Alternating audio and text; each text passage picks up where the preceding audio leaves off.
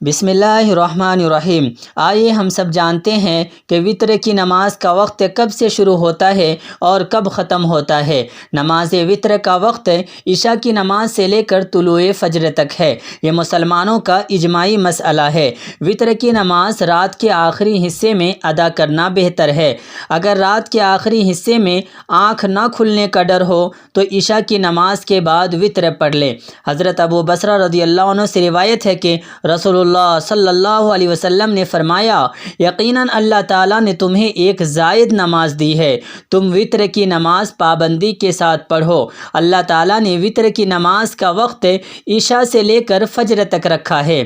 کتاب دیکھیے مسند امام احمد، اس کی سند صحیح ہے۔ اللہ تعالیٰ ہم سب کو وطر کی نماز پابندی کے ساتھ پڑھنے کی توفیق عطا فرمائے، آمین۔